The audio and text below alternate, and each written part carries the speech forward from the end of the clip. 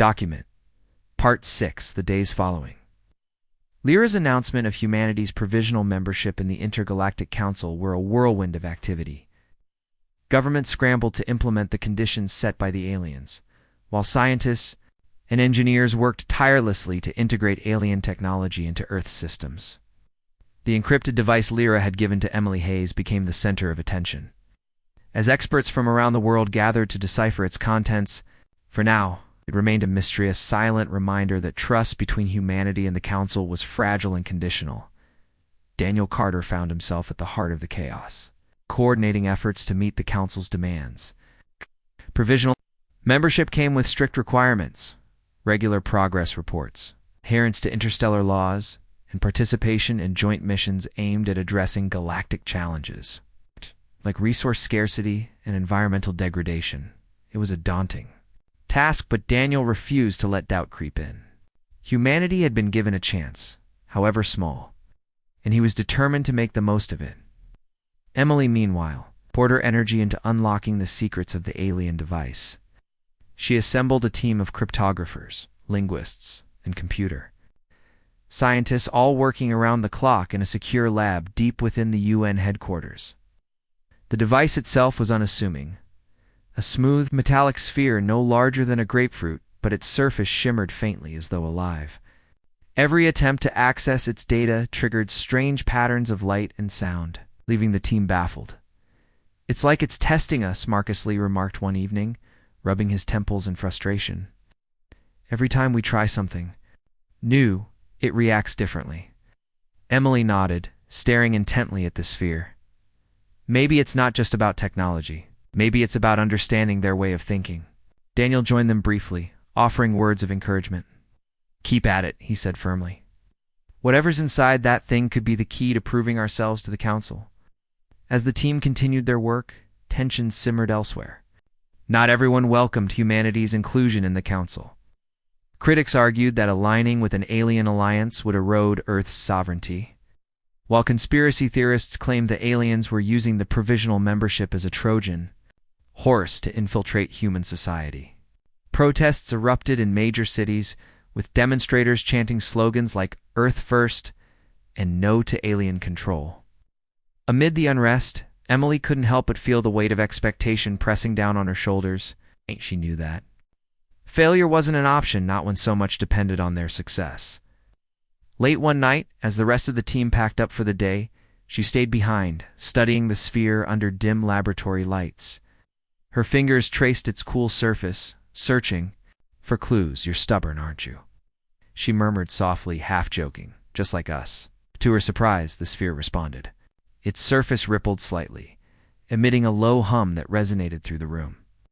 Startled, Emily leaned closer, watching as intricate patterns of light began to form. The patterns shifted rapidly, resembling constellations before settling into a series of symbols unlike anything she'd seen before. "Marcus," she called out urgently, her voice trembling with excitement. "Get in here!" Moments later, Marcus burst into the lab, followed by several other team members. They crowded around the sphere, awestruck as the symbols rearranged themselves into what appeared to be a message. Working quickly, they fed the data into their computers, running algorithms to translate the alien language. Hours passed before they made any real progress. Finally, a breakthrough. Fragments of text emerged, written in halting, imperfect English. The message was fragmented and cryptic, but one phrase stood out clearly. Asterisk, beware Varnock. Asterisk, Emily's heart sank. She exchanged a glance with Marcus, who looked equally troubled. "This isn't good," he muttered. "If Varnock finds out, we know." "We can't tell anyone yet," Emily interrupted sharply. "Not until we understand what this means. If we accuse him without proof, it could backfire." Daniel arrived shortly afterward, alerted by the team's late-night breakthrough. When Emily showed him the translated message, his expression darkened. "So Varnock's still playing games?" he said grimly. "Does this mean he's planning something else?" "It's possible," Emily admitted. "But we need more information. This could be a warning or it could be a trap." Daniel nodded, his mind racing. "For now, keep this quiet. You don't want to give him any reason to. Escalate. Focus on decoding the rest of the message. Meanwhile, aboard the alien ship, Lyra wrestled with her own doubts. Though she had advocated for granting humanity provisional membership, she couldn't shake the feeling that Varnick's influence extended beyond simple sabotage. His disdain for humanity was palpable, and his arguments against inclusion grew. Increasingly aggressive during council meetings, Kale noticed her unease during one such meeting. "You fear he'll act again," he observed quietly. Lyra hesitated, then nodded. "He opposes us openly, but I suspect there's more beneath the surface. His actions during the simulation were deliberate and calculated. What if he's planning something worse?" Kale's expression hardened. "Then we must remain vigilant. Humanity's fate is tied to ours now, whether we like it or not. To undermine them is to undermine the Council itself." Despite Kale's reassurance, Lyra felt a growing sense of unease. She decided to investigate further, using her access to the ship's records to trace Varnick's recent activities. And what she discovered chilled her to the core. Encrypted communications between Varnock and a faction within the Council known for its isolationist views. Messages hinted at plans to isolate humanity politically and economically, ensuring their eventual failure. Confronting Varnock directly was risky, but Lyra knew she couldn't ignore the evidence. She approached him during a private session aboard the ship, her tone calm but firm. "Counselor Varnock, I've uncovered communications suggesting you're plotting against humanity. Explain yourself." Varnick's composure faltered for only a moment before he regained control. "You misunderstand," he replied coldly. "I am merely preparing contingencies should humanity prove unworthy. Their instability poses a threat not just to themselves but to the entire Council. Undermining them serves your agenda," Lyra countered. "Your actions jeopardize everything we stand for. Unity cannot thrive on division." Varnick's eyes narrowed, his voice dripping with disdain. "Unity? You call this unity? Humanity is a liability, Ambassador. Mark my words, they will fail, and when they do, the Council will see the truth." Lyra stared at him, her resolve unwavering. "Until that day comes, we honor our agreement. Sabotage will not be tolerated." With that, she turned and left, her mind racing. Varnick's hostility was undeniable, but exposing him outright would require irrefutable proof she didn't yet possess. For now, she resolved to monitor his actions closely, hoping to gather enough evidence to bring him to justice. Back on Earth, Daniel and Emily faced their own challenges. News of the protests spread globally, fueling divisions among nations. Some leaders argued that humanity should reject the Council's terms altogether, while others insisted on compliance at all costs. The debate grew heated, threatening to unravel the fragile unity achieved during the asteroid simulation. In response, Daniel organized a global summit, inviting representatives from every corner of the planet to discuss the path forward. "Been given a chance to join something greater than ourselves," he declared during his opening remarks. "But that chance comes with responsibility. Well, if we turn on each other now, we'll lose everything we've fought for." Personated. With many inspiring, tentative agreements to cooperate, yet skepticism lingered, particularly among those wary of alien motives. Emily addressed the assembly later, sharing insights gained from her interactions with Lyra. "They may not fully understand us yet," she said, her voice steady, "but they see value in what we offer: our creativity, our resilience, our ability to adapt. Let's show them we're worthy of their trust." Her speech earned applause, but the road ahead remained uncertain. As the summit concluded, Daniel pulled Emily aside for a private conversation. "How's the decryption coming along?" asked. "We're close," Emily replied, "but it's complicated. Whoever created this device didn't want it to be easy." Daniel nodded, his expression grim. "We need answers in soon. Whatever Varnick's planning, we can't afford to wait." Emily placed a reassuring hand on his shoulder. "We'll figure it out together." As they parted ways, Emily returned to the lab, her determination renewed. The sphere sat silently.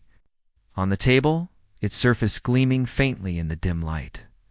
She studied it intently, her mind focused on one goal: uncovering the truth hidden within its depths. Humanity's future depended on its hand, she wouldn't rest until she succeeded. Document. Part 5. The revelation of Varnak's interference sent ripples through the alien delegation, forcing Lyra to reconsider her initial impressions of humanity. While Varnak argued that his actions merely highlighted humanity's flaws, Lyra couldn't ignore the fact that Daniel and his team had uncovered the truth and confronted her directly about it. That act alone spoke volumes about humanity's determination to seek fairness, even when faced with overwhelming odds. Back on Earth, news of the sabotage spread quickly, though details were carefully controlled to avoid panic. The public learned only that irregularities had been identified during the simulation and were being addressed. Governments issued statements reaffirming their commitment to cooperation, while corporations scrambled to distance themselves from any accusations of greed or misconduct. Despite the spin, skepticism lingered. A social media buzzed with debates about whether the aliens could truly be trusted or if they, too, harbored hidden agendas. For Daniel Carter, the exposure of Varnak's role was both a victory and a burden. It vindicated humanity's efforts, but also raised new questions. If one alien counselor could manipulate events so easily, what other secrets might the delegation be hiding? He shared his concerns with Emily Hayes during a late-night meeting. In the UN building, we've shown them we can investigate and hold ourselves accountable, Daniel said, pacing the room. But how do we know this is the only time someone tried to sabotage us? What if there are more manipulations we haven't discovered yet? Emily nodded thoughtfully, her fingers tapping absently on her tablet. It's possible. Maybe that's not the point. Maybe what matters is that we're willing to look for the truth even when it's hard. Daniel stopped pacing and looked at her. You think the aliens care about our intentions more than our results? I think they care about both, Emily replied. They're judging us based on who we are, not just what we do. Right now we're proving that we're capable of questioning authority, fighting for justice, and holding each other accountable. Those aren't small things. Her words gave Daniel some comfort, but he knew the road ahead wouldn't be easy. The next phase of the evaluation loomed large, and the stakes were higher than ever. Humanity had survived the asteroid simulation, exposed sabotage, and demonstrated resilience, but would it be enough? Meanwhile, aboard the alien ship, tensions simmered among the delegation. Varnak's interference had undermined their credibility, and Lyra found herself torn between duty and doubt. She respected the principles of the Intergalactic Council unity, cooperation, and progress, but she couldn't shake the feeling that humanity's contradictions made them unique. Their flaws were undeniable, but so was their potential. Kale, the neutral counselor, observed Lyra closely as she reviewed data from the simulation. You seem troubled, he remarked softly. Lyra glanced up, her luminous eyes reflecting uncertainty. I am. Humanity confounds me. They are capable of great kindness and great cruelty. How do we reconcile such extremes? Kale tilted his head slightly, considering her question. Perhaps reconciliation isn't necessary. Perhaps coexistence is enough. Many species struggle with duality. What sets humanity apart is their willingness to embrace it, to acknowledge their imperfections, and strive for improvement. Lyra frowned. Striving is admirable, but it doesn't guarantee success. Their history is filled with failures as much as achievements. True, Kale conceded, but failure is part of growth. Without it, stagnation follows. That why the Council exists? To guide civilizations toward greater understanding? His words resonated with Lyra, reminding her of the Council's mission. Still, doubts lingered. Could humanity's capacity for self-destruction outweigh their potential for good? Or was their unpredictability a strength rather than a weakness? Gain clarity, Lyra decided to immerse herself further in human culture. She requested permission to visit Earth again, this time without the formalities of diplomatic meetings. Daniel agreed, arranging for her to experience life outside the confines of the UN building. Her first stop was New Orleans, a city known for its vibrant music, food, and spirit. As Lyra stepped onto Bourbon Street, she was immediately struck by the energy. Music poured from open doorways, blending jazz, blues, and soul into an irresistible symphony. Crowds moved freely, laughing, dancing, and sharing stories. The air smelled of spices and sweetness.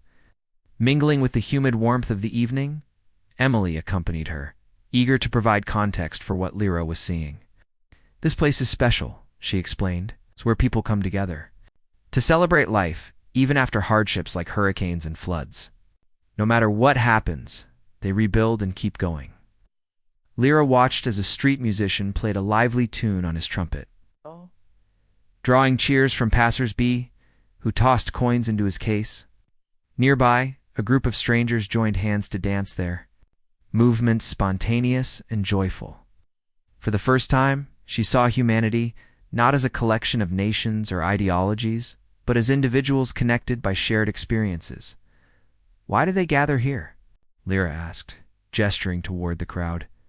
Emily smiled. "Because they need each other.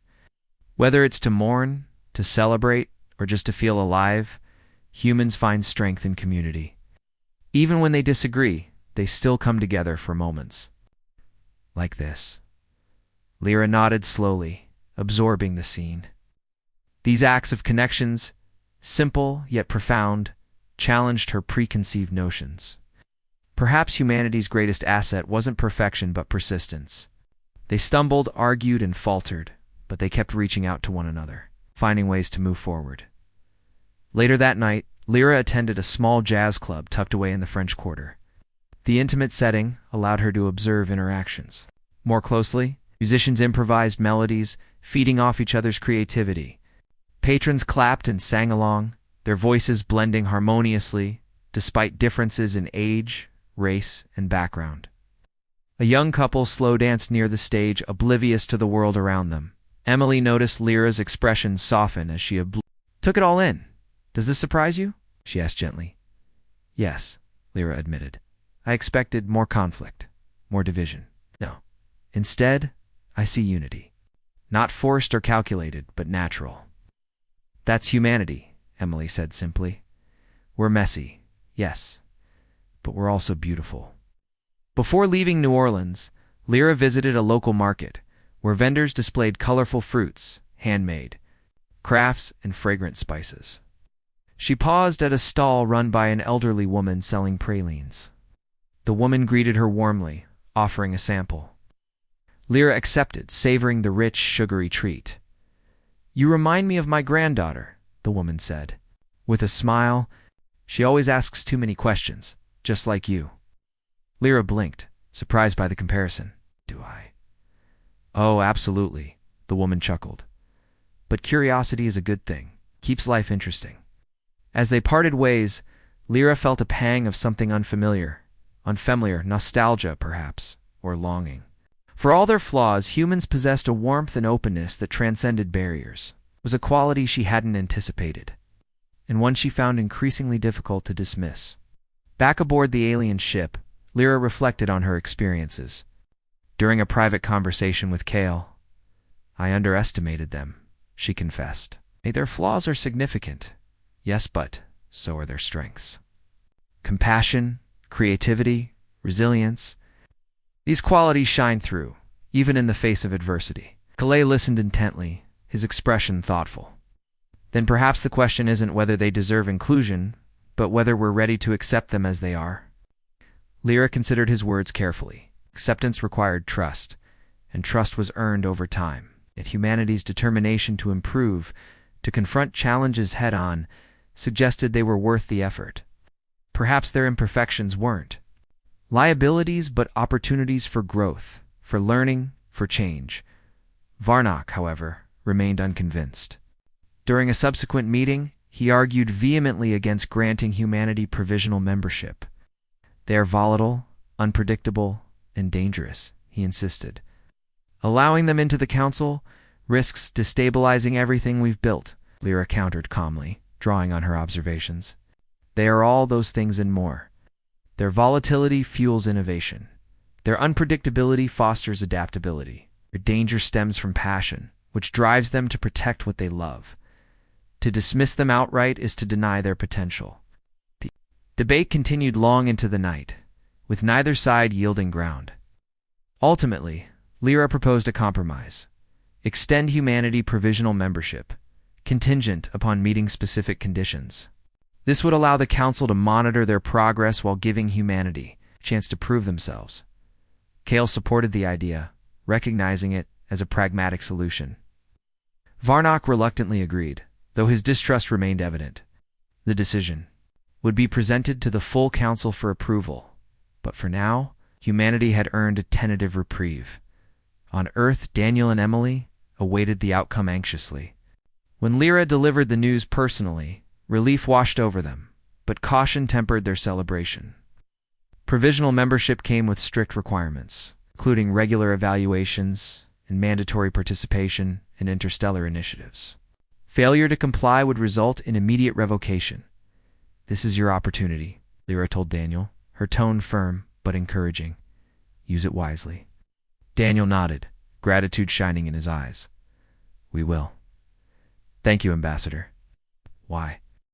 Document Part 3: The Aliens.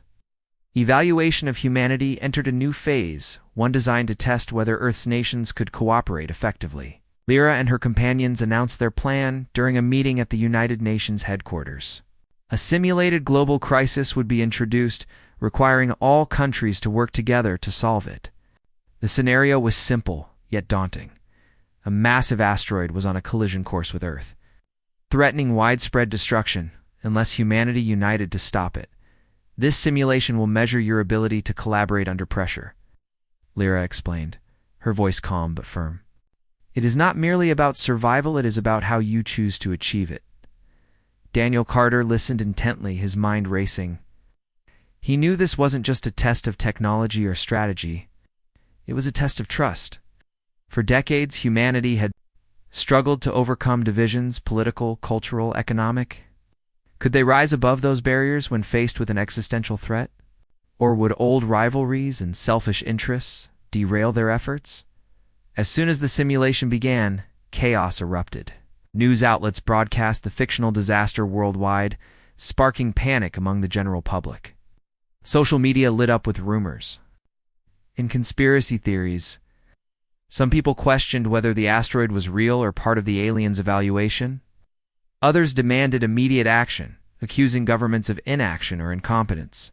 Inside the UN building, representatives from various nations argued fiercely over who should take charge. The United States insisted on leading the effort, citing its advanced space program and resources. China countered that a collective approach was necessary, emphasizing shared responsibility. Smaller nations felt sidelined, complaining that their voices weren't being heard. Meanwhile, corporations lobbied for involvement, eager to profit from any solutions developed. Daniel watched the discord unfold with growing frustration. "This isn't working," he muttered to Emily Hayes, who sat beside him, jotting notes furiously on her tablet. "We're tearing ourselves apart before we even start." Emily nodded grimly. "Fear does that to people, makes them focus on what they might lose instead of what they stand to gain by working together." Despite the turmoil, some progress was made.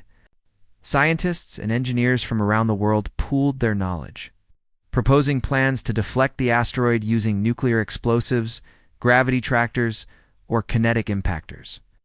Military leaders coordinated logistics, planning how to launch missions into space quickly and efficiently. Humanitarian organizations prepared contingency plans in case the simulation became reality, ensuring vulnerable populations wouldn't be left behind. But cooperation remained elusive. Wealthier nations hoarded resources, refusing to share critical materials or data with poorer allies.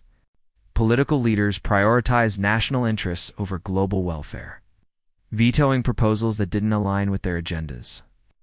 Conspiracy theorists spread misinformation online, sowing doubt about the legitimacy of the exercise. By the end of the first day, the situation seemed hopeless. Lyra observed everything through her glowing orb, projecting scenes of the unfolding drama for her delegation to analyze. Her expression remained neutral, though occasional flickers of disappointment crossed her face. She turned to Varnock, one of her companions, whose sharp features and rigid posture suggested a more skeptical view of humanity.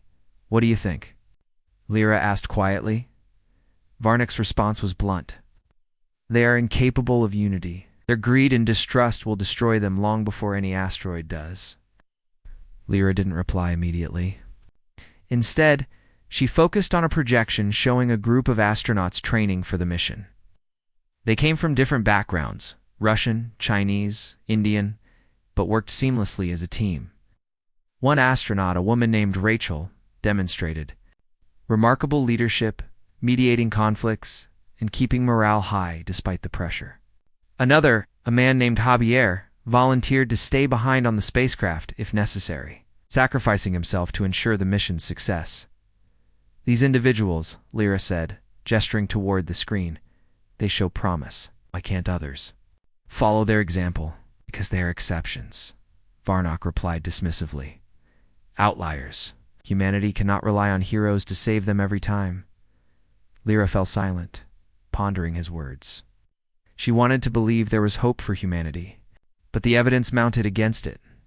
Still, something about the astronauts' camaraderie lingered in her mind, a reminder that cooperation, however rare, was possible. Back at the UN, Daniel tried to rally support for a unified approach. He called an emergency session urging delegates to set aside differences and focus on the common goal. If we fail this test, he warned, we won't just lose the aliens' respect. We'll prove their doubts right. Is that what we want? To be remembered as a species too divided to save itself.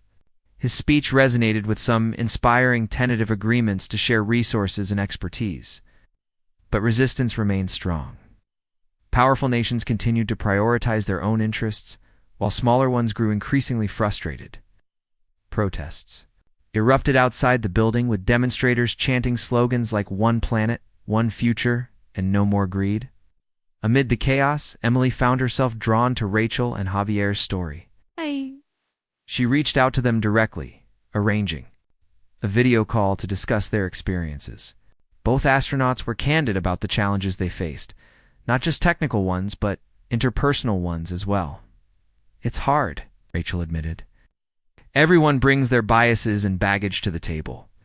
But when you're floating out there in space, staring back at Earth, none of that matters anymore. You realize we're all in this together. Javier nodded in agreement. Up here, borders don't exist. It's just us and the universe. That perspective changes everything. Their words inspired Emily, reigniting her belief in humanity's potential. She shared their insights with Daniel, who incorporated them into his next appeal to the assembly. Listen to these voices, he urged. They remind us of who we can be when we let go of fear and ego. Let's prove the aliens wrong.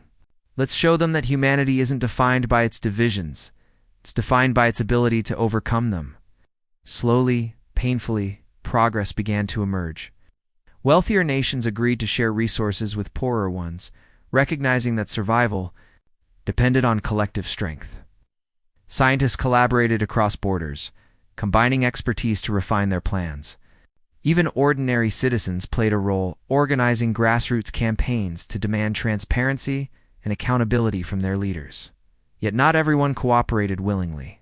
Suspicion and rivalry persisted, undermining efforts at every turn.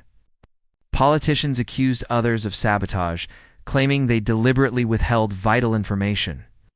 Corporations exploited the crisis for profit, hiking prices on essential goods and services. Conspiracy theories multiplied, eroding public confidence in both the simulation and the aliens themselves. Through it all, Lyra watched silently, her thoughts hidden behind an unreadable mask. She noticed moments of brilliant acts of courage and selflessness that defied expectations. But she also saw failures, missed opportunities, broken promises, and wasted potential. Humanity was proving to be exactly what Varnock had predicted: unpredictable, volatile, and deeply flawed. On the final day of the simulation, the results were presented to the Intergalactic Council. Data streamed across holographic displays, showing partial success. The asteroid had been deflected, averting catastrophe, but only barely. Delays caused by infighting and inefficiency had nearly cost humanity the mission. Lives had been saved, but at great cost. Lyra addressed the assembly, her tone measured, but tinged with disappointment. You have shown flashes of cooperation, she said, but also profound division. Your actions reveal a species torn between unity and conflict, between selflessness and greed. Ow. How do you explain this contradiction? Daniel stood, taking a deep breath before responding. We're human, he said simply. That means we make mistakes. We stumble, we argue, we hurt each other. But we also learn, we adapt. And when push comes to shove, we find ways to come together even if it's messy and imperfect. Lyra studied him for a long moment, her luminous eyes searching his face. Then she turned to the rest of the room, her gaze sweeping over the assembled delegates. Your test is not yet complete. There is more to evaluate. But know this, your flaws are clear. Whether they define you or whether you can rise above them remains to be seen. As the meeting adjourned, Daniel exchanged a glance with Emily. Neither spoke, but their expressions conveyed the same thought. The hardest part was still ahead. Humanity had passed the first hurdle. But the road to acceptance, if it existed at all, would be fraught with challenges. Outside, the alien ship loomed overhead, a constant reminder of the judgment awaiting Earth. People looked up at it with mixed emotions: hope, fear, defiance, curiosity. Whatever happened next, one thing was certain: humanity's future depended not on perfection, but on perseverance. And perhaps, just perhaps, that resilience would be enough to tip the scales in their favor. Document. Part 4. The days following the asteroid simulation were tense and uncertain. Humanity had managed to avert disaster, but the cracks in their unity were impossible to ignore. The aliens' evaluation wasn't over, and the pressure on Daniel Carter and his team mounted with each passing hour. While some nations celebrated the partial success of the mission, others pointed fingers, blaming delays and inefficiencies on mismanagement and selfishness. Social media buzzed with arguments about who deserved credit or blame for the outcome. Inside the United Nations headquarters, Daniel paced back and forth in a quiet conference room, his mind racing. Emily Hayes sat at the table, reviewing data from the simulation while occasionally glancing up at him. We did okay, she said cautiously, trying to offer reassurance. Not great, but not terrible either. Okay isn't good enough, Daniel replied, stopping mid-step to face her. Lyra and her delegation aren't here to grade us on effort. They're deciding whether we deserve a seat at their table or if we're too dangerous to trust. Emily sighed, leaning back in her chair. But what can we do? We can't change human nature overnight. No, Daniel agreed. But maybe we can show them that we're capable of learning. That's what this is really about, growth.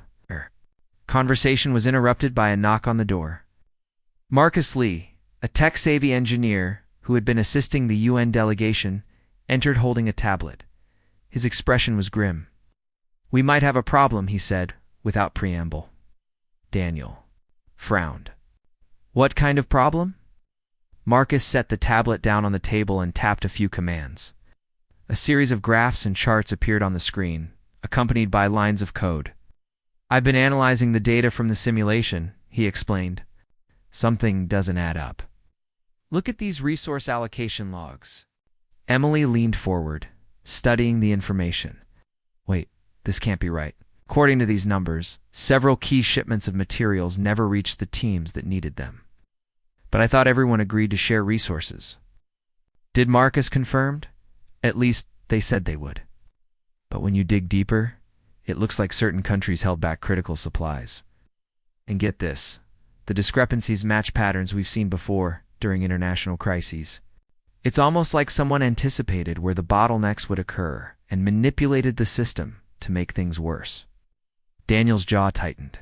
You think someone tampered with the simulation? It's possible, Marcus admitted. Whoever did it knew exactly how to exploit weaknesses in communication and logistics. If we hadn't caught it now, it could have derailed the entire mission. Emily's eyes widened as realization dawned. You mean this wasn't just human? It was sabotage. Marcus nodded slowly. That's what it looks like. If the aliens find out, they'll assume it's proof that humanity can't cooperate, Daniel finished grimly. He ran a hand through his hair, frustration evident in every movement. Do you have any idea who's behind this? Marcus hesitated. There's no direct evidence yet, but I've narrowed it down to a handful of suspects. Most of them are high-ranking officials or corporate leaders with vested interests. One name keeps popping up, though. Counselor Varnak. Varnak, Emily echoed, surprised. One of the aliens? Yeah, Marcus confirmed. His faction has been vocal about opposing humanity's inclusion in the Intergalactic Council. What better way to prove their point than to orchestrate a failure? Daniel's expression darkened. If Varnick is involved, we need proof. Accusing him without evidence will only make things worse. I'm working on it, Marcus assured him. But it's going to take time. Whoever set this up covered their tracks well. So the three of them discussed their next steps. Lyra and her companions continued their observations of Earth. They weren't oblivious, too, the tension simmering beneath the surface. In fact, Varnock seemed particularly smug during their private meetings aboard the alien ship. These humans are proving my point, Varnock declared one evening, addressing Lyra and another counselor named Kale. Their inability to cooperate is inherent. No amount of guidance will change that. Lyra remained silent, her thoughts conflicted. She had witnessed moments of brilliance during the simulation, acts of courage and ingenuity that defied expectations. Yet the evidence of division was undeniable. Was Varnock right? Had she misjudged humanity's potential? Kale, who had thus far remained neutral, spoke up. Perhaps the question isn't whether they can cooperate, he suggested, but whether they are willing to.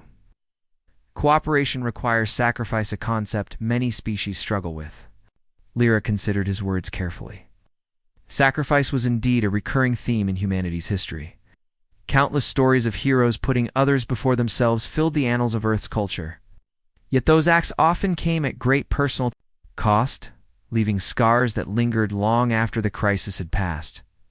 Meanwhile, back on Earth, Daniel and Marcus worked tirelessly to uncover the truth. They enlisted the help of trusted allies within the UN, including Emily, whose knowledge of extraterrestrial phenomena proved invaluable. Together, they pieced together fragments of intercepted communications, financial records, and encrypted messages. It wasn't easy. Every lead seemed to end in a dead end, blocked by layers of bureaucracy or deliberately obscured trails. But Marcus refused to give up. Late one night, hunched over his laptop in a dimly lit office, he finally found a breakthrough. Buried deep within a server log was a single line of Codan anomaly that linked directly to Varnock's personal interface aboard the alien ship. "This is it," Marcus whispered, his heart pounding. He quickly compiled the evidence into a secure file and sent it to Daniel. "We've got him."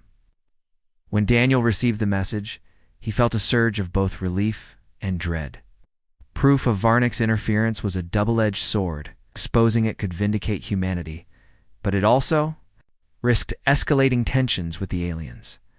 He decided to confront Lyra directly.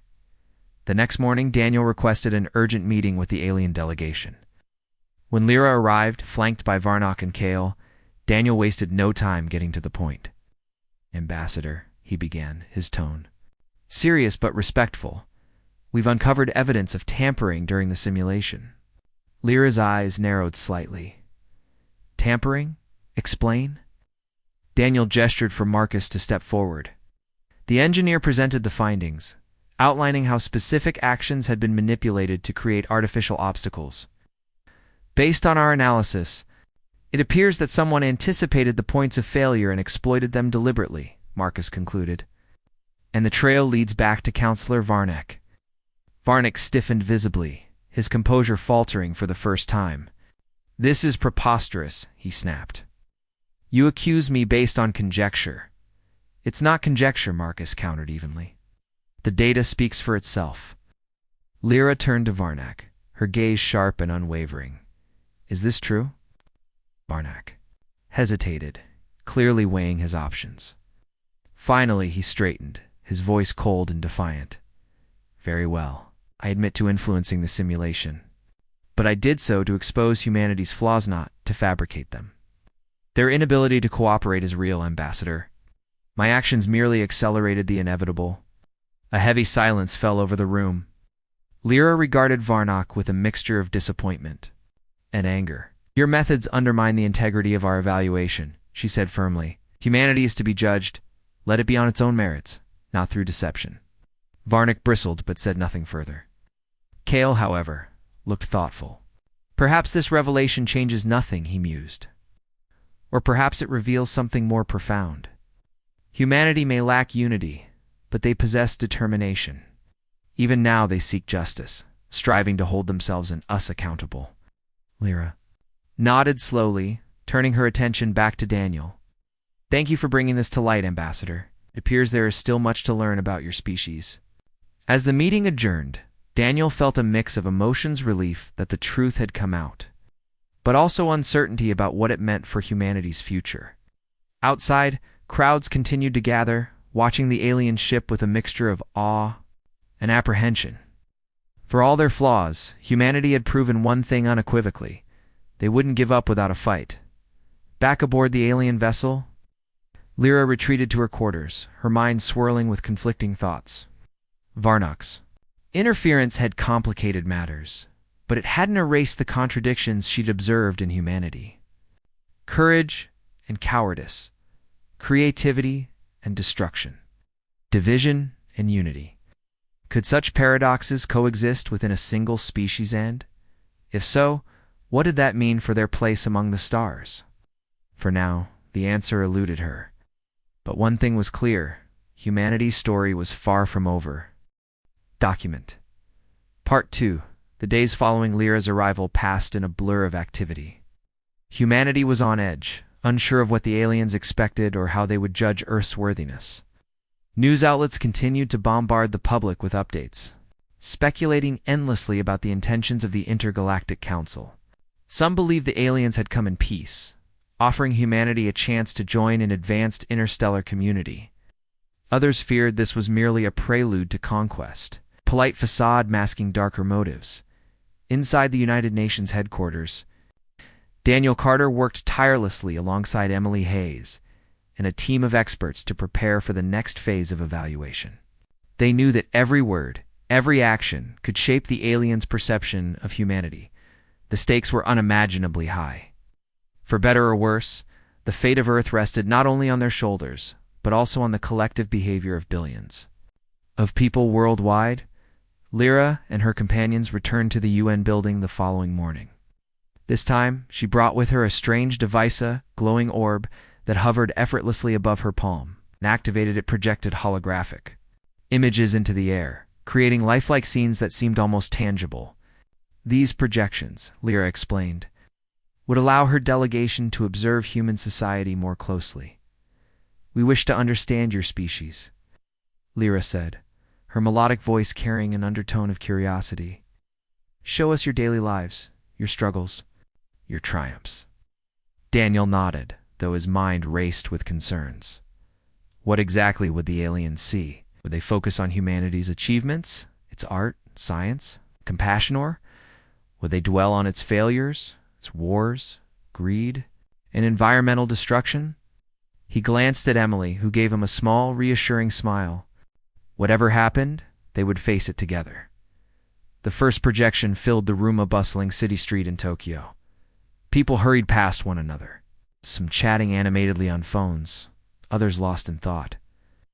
Children laughed as they chased each other around parked bicycles. A street vendor handed steaming bowls of ramen to hungry customers. The scene was vibrant, alive with energy and purpose. Lyra watched intently, her luminous eyes scanning every detail. Efficient, she murmured, yet chaotic. Next came a rural village in Kenya. Women carried water jugs balanced gracefully on their heads, while children played soccer with a makeshift ball. Men gathered under a tree, discussing crops and weather patterns. The simplicity of life here stood in stark contrast to the urban sprawl of Tokyo, yet both shared a common thread: the resilience of the human spirit. These differences, are they natural? Lyra asked, turning to Daniel. Or do they cause conflict? They're natural, Daniel replied. Humanity thrives on diversity. Different cultures, ideas, and ways of living enrich us. But yes, sometimes those differences lead to misunderstandings and even conflict. Lyra tilted her head slightly, as if processing this information. Conflict is inefficient. Why not eliminate it? Emily spoke up before Daniel could respond, because eliminating conflict means losing something important: growth. We learn from our disagreements, from challenging ourselves and others. It's messy, but it's part of being human. Lyra regarded her thoughtfully, then gestured for the next projection. This time, the image shifted to a hospital in Chicago. Doctors rushed down hallways, nurses tended to patients and surgeons, performed delicate operations in sterile operating rooms. In one corner, a young boy clutched a stuffed animal while waiting anxiously for news about his mother. Nearby, a volunteer played soothing music on a guitar, trying to ease the tension in the air. Compassion, Lyra observed. You value healing. Yes, Daniel said. We don't always succeed, but we try. Healing isn't just physical, it's emotional, mental, and even spiritual. The orb flickered again, revealing a battlefield in a war-torn region. Soldiers crouched behind barricades, firing weapons at unseen enemies. Civilians fled in terror, clutching whatever belongings they could carry. Smoke billowed into the sky, choking the horizon. The stark brutality of the scene left the room silent. Lyra hesitated, her voice quieter now. This is also part of you. Daniel sighed heavily, rubbing his temples. Yes, war has been a part of human history for thousands of years. We've made progress, we've found ways to resolve disputes. Without violence, but we haven't eliminated it entirely. Yet you call yourselves civilized, Lyra remarked, tone tinged with skepticism. It's complicated, Emily interjected. Civilization isn't perfect. It's a work in progress. We're constantly striving to be better, even when we fall short. Lyra didn't respond immediately. Instead, she requested another projection. This one showed a factory belching. Smoke into the sky, rivers polluted with industrial waste, and forests stripped bare by deforestation. The devastation was undeniable. A grim reminder of humanity's impact on the planet. You harm your own home, Lyra stated flatly. Why? It's greed, Daniel admitted. Short-sightedness. For too long, we prioritize convenience and profit over sustainability. But we're learning. More and more people are working to protect the environment to heal the damage. We've done. Lyra studied the projection for a moment longer before dismissing it with a wave of her hand. Her expression remained inscrutable. But there was a flicker of something in her eyes. Perhaps disappointment, perhaps frustration. As the session drew to a close, Lyra addressed the group once more. You present a paradox, she said, of kindness and cruelty, creativity and destruction, cooperation and division. How do you reconcile these contradictions? Daniel exchanged a glance with Emily before answering. We don't always reconcile them. That's what makes us human. We're flawed, yes, but we're also capable of incredible things. Our imperfections drive us to improve, to adapt, to survive. Lyra considered his words carefully. Survival is admirable, she conceded, but survival alone does not guarantee harmony. Tell me, Ambassador, what defines your species? Is it cooperation? Our competition? Before Daniel could reply, one of Lyra's companions, a tall, slender figure with elongated fingers, spoke up in a language that sounded like liquid flowing over stones. Though no translation was provided, Lyra nodded in agreement, her gaze shifting back to Daniel. We will require further observation, she announced. Your actions must align with your words.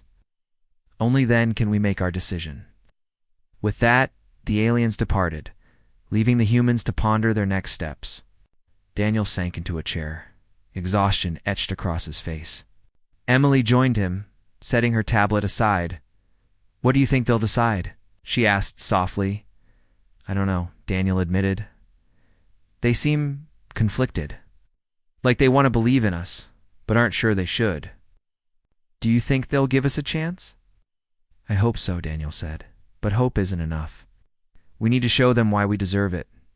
Over the next few days, the aliens began observing Earth directly, using their advanced technology to monitor events across the globe. They witnessed acts of generosity, a man giving his last meal to a homeless woman, a teacher staying late. To help struggling students, volunteers cleaning up beaches littered with plastic waste. But they also saw moments of cruelty, a politician exploiting fear for personal gain, corporations prioritizing profits over ethics, nations refusing to cooperate despite shared crises, Each observation deepened Lyra's confusion. On one hand, humanity demonstrated remarkable ingenuity and empathy. On the other, its capacity for selfishness and destruction was equally profound. She found herself drawn to Emily's earlier assertion that humanity's flaws were inseparable from its strengths. Could such contradictions coexist within a single species? And if so, did they balance each other out, tip the scales toward chaos? One evening, after a particularly grueling day of evaluations, Lyra sought out Emily in the quiet corridors of the UN building. The young scientist was reviewing data on her tablet, oblivious to Lyra's approach until the alien spoke. "You intrigue me," Lyra said simply. Emily looked up, startled. "Me? Yes. You speak with conviction, yet humility. You believe? In your species, despite its flaws." Emily hesitated, unsure how to respond. "I guess I do. We're far from perfect, but we're trying. Isn't that worth something?" Lyra tilted her head, considering. "Perhaps. But effort alone does not ensure success. Your species faces challenges that many others have failed to overcome." "It's true," Emily acknowledged. "But failure doesn't mean the end. Sometimes it's just a step along the way." Lyra's lips curved upward faintly, resembling a smile. "Interesting perspective. Perhaps there is wisdom in your imperfection." Their conversation was interrupted by the sound of footsteps echoing down the hallway. Daniel appeared, looking harried but determined. "Ambassador," he greeted Lyra, "we've received reports of unrest in several regions. Protests, misinformation, campaigns all fueled by fear of your presence." Lyra's expression darkened. "Fear is a dangerous emotion. It clouds judgment and breeds hostility." "Exactly," Daniel agreed. "Which is why we need to reassure people. If we can demonstrate that cooperation benefits everyone..." "Cooperation requires trust," Lyra countered. "And trust must be earned." Daniel nodded grimly. "Then let's earn it. Together." As the three of them walked back toward the main chamber, Lyra couldn't shake the feeling that humanity's fate hung precariously in the balance. Were they truly ready to join the Intergalactic Council? Or wool? Document. Part 1. The sky above New York City was unusually clear for a late autumn morning. People bustled about their routines, oblivious to the fact that something extraordinary was about to happen. Cars honked impatiently as traffic lights turned red, coffee shops buzzed with conversations, and tourists snapped photos of iconic landmarks like Times Square and the Empire State Building. It seemed like any other day until the skies changed at first. It was just a faint shimmer, almost imperceptible against the blue expanse. Then came the shadow, a massive silhouette blotting out the sun. Pedestrians froze in place, craning their necks upward. Cell phones were raised high as everyone tried to capture what they were seeing. Hovering silently in Earth's orbit was an enormous alien spacecraft. Its surface gleamed like liquid metal, reflecting sunlight in dazzling bursts. The ship didn't look mechanical so much as organic, its curves flowing seamlessly without visible seams or edges. Within minutes, every news outlet on the planet was broadcasting live coverage of the event. Social media exploded with speculation, fear, excitement, and disbelief. Governments scrambled to respond, issuing statements urging calm while trying to figure out exactly what this meant. For decades, humanity had wondered if life existed beyond Earth, but now there was no question. Aliens were here, and they weren't hiding anymore. Inside the United Nations headquarters, diplomats from around the world gathered hastily in the General Assembly Hall. Representatives wore expressions ranging from awe to apprehension as they watched the giant screen displaying the alien vessel. Some whispered prayers under their breath. Others exchanged tense glances, unsure whether to prepare for peace or war. It wasn't long before communication came not through traditional means, like radio waves, but directly into the minds of those present. A voice resonated clearly yet softly inside each person's head. "We are the Intergalactic Council," it said. "We have come to evaluate your species." The room erupted into murmurs of shock and confusion. How could such a thing be possible? Was this telepathy? Technology? Magic? No one knew, but the message was undeniable. Before anyone could recover fully, another announcement followed. An envoy will arrive shortly to begin formal discussions. As the transmission ended, a sense of urgency swept over the assembly. Who would represent humanity? Who could possibly speak for 7 billion people? After heated debates and quick negotiations, the choice fell upon Daniel Carter, a seasoned diplomat known for his sharp intellect and steady demeanor. Though he wasn't thrilled about being thrust into the spotlight, Daniel accepted the responsibility with quiet resolve. Outside, crowds continued to gather, staring up at the looming spaceship. Reporters shouted questions at passersby, capturing reactions ranging from hopeful optimism to outright panic. Among the throng stood Emily Hayes, a young astrophysicist who had been invited to assist the UN delegation due to her expertise in extraterrestrial phenomena. She clutched her tablet tightly, heart racing with anticipation. This moment wasn't just history, it was destiny. Hours passed, and then it happened. A smaller craft detached itself from the mothership, descending gracefully toward the city.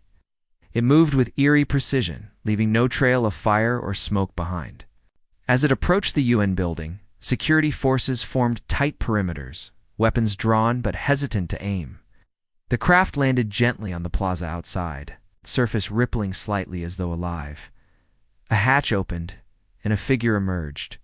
It was tall, taller than most humans, with smooth, iridescent skin that shifted colors subtly depending on the angle of light. Its eyes were large and almond-shaped, glowing faintly with an inner luminescence. Long limbs moved with fluid grace as it stepped onto the pavement. Behind it trailed 2 others. Similarly humanoid, but distinctly different in subtle ways, one with elongated fingers, another with intricate patterns etched across its body. The lead figure paused, scanning the scene with an unreadable expression. Then, in perfect English, it spoke aloud this time, its voice melodic yet firm. "I am Lyra, emissary of the Intergalactic Council." Daniel stepped forward, flanked by several officials, extended a hand cautiously, unsure of physical gestures. Would translate across species. To his relief, Lyra mirrored the motion, her touch cool and smooth. "Welcome to Earth," Daniel said, his tone carefully neutral. "I am Daniel Carter, representing humanity." Lyra inclined her head slightly, acknowledging him. "Your species has intrigued us," she replied. "You possess intelligence and creativity unmatched by many we have encountered." Yet, she hesitated, her gaze sweeping over the assembled crowd. "There are inconsistencies." Inconsistencies. The word hung heavily in the air. What did she mean? Daniel chose not to press further, sensing this wasn't the time for probing questions. Instead, he gestured toward the entrance of the UN building. "Okay, if you'll join us, Ambassador, we can discuss how best to proceed." House. They walked together, surrounded by guards and aides. Daniel couldn't shake the feeling that Lyra's presence carried more weight than mere curiosity. Her demeanor suggested authority. Yes. But also a hint of skepticism, as though she expected humanity to disappoint her somehow. Once inside, introductions were made. Emily found herself seated near Lyra, observing her closely. There was something mesmerizing about the alien's movements, the way her skin seemed to shimmer faintly even indoors. When Lyra turned to address her directly, Emily nearly jumped in surprise. "You are a scientist?" Lyra asked, tilting her head slightly. "Yes," Emily replied, finding her voice after a brief pause. "I study stars and sometimes dream of finding life among them." Lyra's lips curved upward ever so slightly, resembling a smile. "Dreams often precede discovery." Before Emily could respond, Daniel called the meeting to order. Everyone took their seats, the atmosphere charged with tension and anticipation. Lyra wasted no time getting down to business. "Our council seeks to understand your species," she began, "to determine whether you are ready to join our alliance or if your current state poses risks to yourselves and others." Sent ripples of unease through the room. Risks? What kind of risks?